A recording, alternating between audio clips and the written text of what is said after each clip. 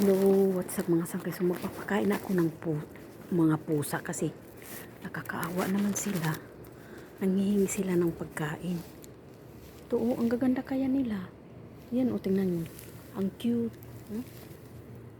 Ang cute ng mga pusa, ang tataba pa. Ayun nga sa ilalim ng ano.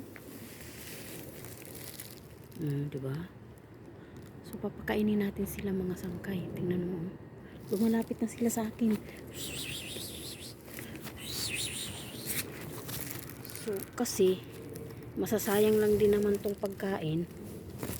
So, ipapakain na natin sila sa mga pusa, mga sangkay. Kasi, tingnan mo, ang cute nga nila, oh. Oh, ang tataba nila. Meow!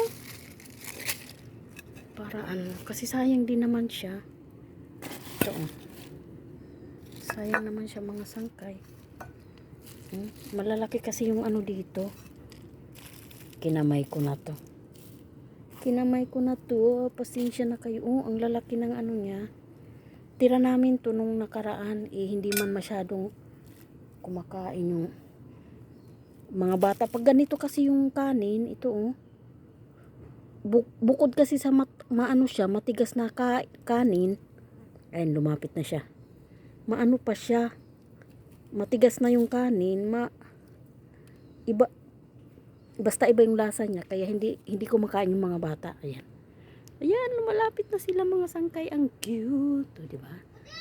Ang cute ng mga pusa. Ay, wag mong awayin. Mababait na sila eh. Ayan, pinapakain ko na sila mga sangkay. Di ba? Kumakain na sila. Ayan, Ming! Lumapit kayo dito.